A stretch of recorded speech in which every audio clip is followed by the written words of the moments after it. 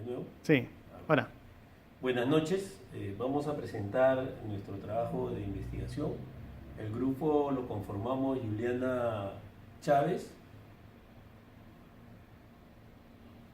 Fabricio Goñi, que está filmando, y quien les habla César Vieira. La idea surge porque la corrupción es un problema gravísimo en nuestro país y se está convirtiendo en una norma de comportamiento social. Ahora bien, la corrupción ha sido combatida mediante planes nacionales anticorrupción, pero estos han estado centrados básicamente en cambios normativos, incremento de sanciones y acciones de corto plazo. Y la verdad es que de acuerdo a las propias evaluaciones y a las cifras sobre el incremento de la corrupción no han tenido los resultados esperados. Entonces, ¿qué hacer frente a ello? ¿Cómo podemos mejorar? La idea surge enfocarnos en una institución pública, en las actividades que hace para prevenir o enfrentar la corrupción y a partir de ahí poder llegar a unas conclusiones que sean aplicables al resto del Estado. Entonces, lo primero que hicimos fue hacer una lluvia de ideas respecto del elevado nivel de la corrupción en el Perú y vimos tipos de corrupción, las consecuencias que tiene la corrupción, sus causas, revisamos un poco de la historia, los principales tipos de acciones anticorrupción y los planes anticorrupción que han habido desde el año 2006 en adelante, en los últimos 10 años, ¿no?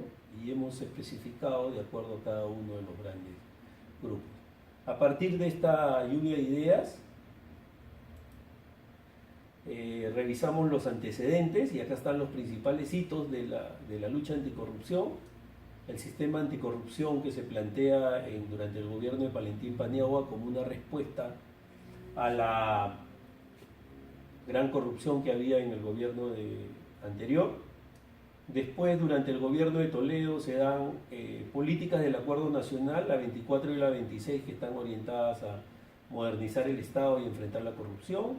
Se crea un grupo de trabajo anticorrupción y el primer Plan Nacional de Lucha contra la Corrupción prácticamente en el último año que salía Toledo. Entonces, cuando entra Alan García crea la Comisión de Alto Nivel Anticorrupción y elabora un plan anticorrupción 2008-2011 que se superpone al plan elaborado por Toledo. Posteriormente, Ollantumala elabora el plan y aprueba mediante decreto supremo, este es un tema importante, que lo aprueba mediante una norma legal, el plan anticorrupción 2012-2016. Nótese que hay un desfase entre el plan anterior, 2006-2011, y el 2012-2016.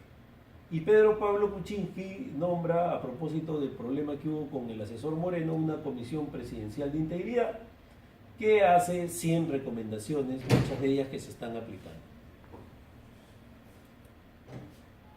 ¿Cuál es el planteamiento del problema? El planteamiento del problema se centra que en los últimos 15 años la lucha contra la corrupción se ha centrado básicamente en el control y la sanción. Y no se le ha dado una importancia al desarrollo de una cultura ética en las instituciones públicas. Ahora bien, ¿esto a qué se debe? Que las instituciones públicas elaboran sus planes anticorrupción en concordancia con los planes sectoriales y estos a su vez responden a los planes nacionales. Entonces, en las instituciones públicas, las acciones relacionadas con la ética pública solo se han implementado en la mayoría de los casos para cumplir con las metas establecidas en los planes anticorrupción. La SUNAT también ha realizado actividades referidas a la ética como parte de sus planes institucionales, pero estos no han sido parte de los planes estratégicos institucionales ni de los planes operativos institucionales. Han ido, digamos, en forma paralela. Entonces, a partir de estos antecedentes y de este planteamiento del problema, nosotros identificamos a la SUNAT como la entidad a la cual vamos a analizar y plantear nuestro problema de investigación. Entonces, hicimos un árbol de problemas en el cual ponemos en la parte central el incremento de casos de corrupción en la SUNAT y que esto se debe a tres causas directas, ¿no es cierto?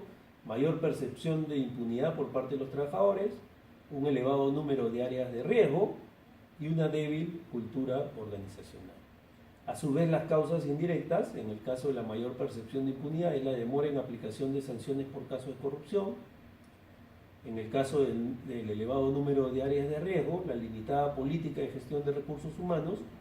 Y respecto de la débil cultura organizacional, la formación ética limitada. Y esto debido a que hay insuficientes recursos para hacerla de manera permanente y a la falta de articulación de las acciones relacionadas con la formación ética. ¿Esto qué ha generado? Esto ha generado una influencia negativa en la cultura tributaria de los contribuyentes y ciudadanos, un deterioro de la imagen institucional y la reputación, y que se ha generado desconfianza en los ciudadanos.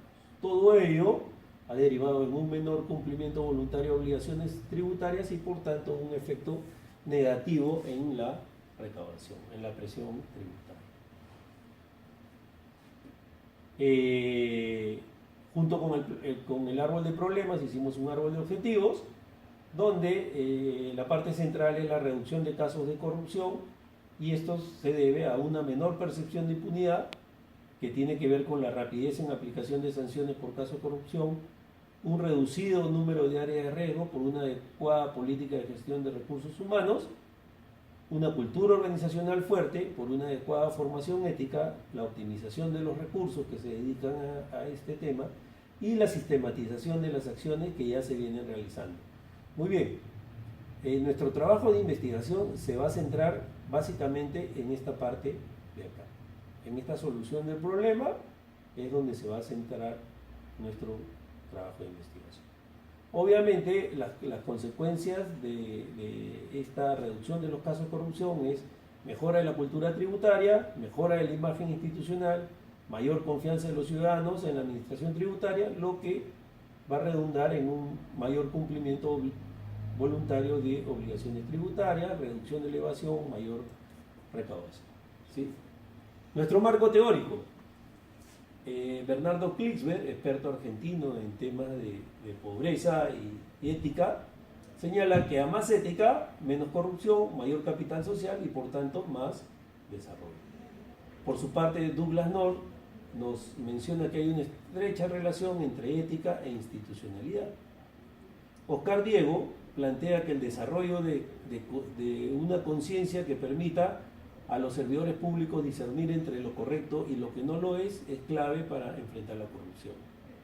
Por su parte, Alexandra Mills, una experta australiana de Naciones Unidas, plantea una estrategia piramidal de lucha contra la corrupción.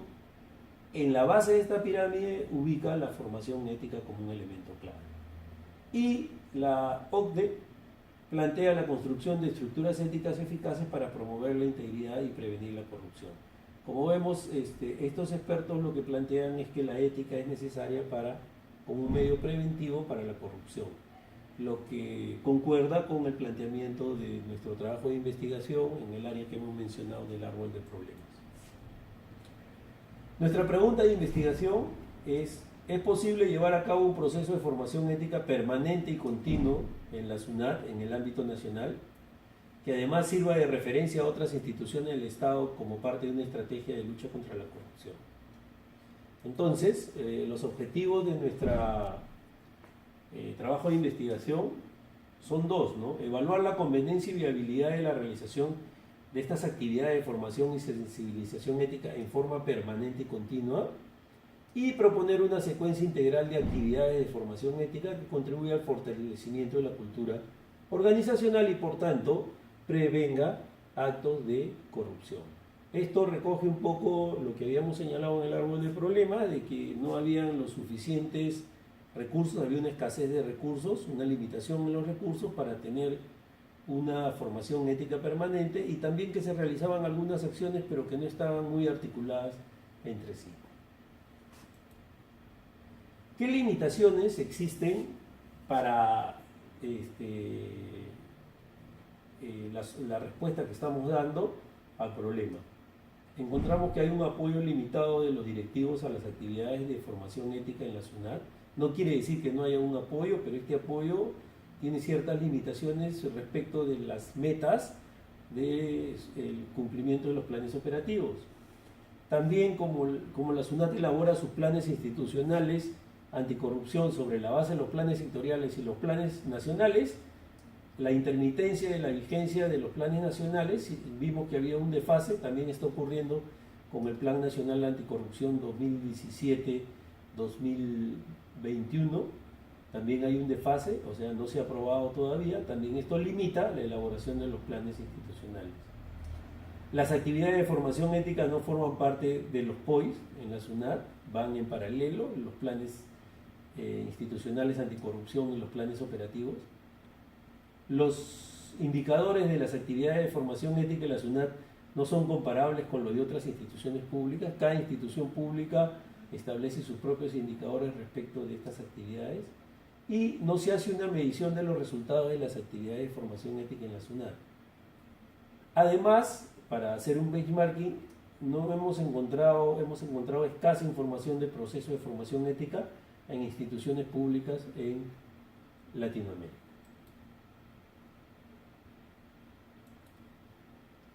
¿Cuál es el alcance de nuestra investigación? Partimos de la ética kantiana, ¿no? Donde los dilemas, cuando una persona resuelve un dilema, tiene que tener en cuenta ciertos imperativos universales.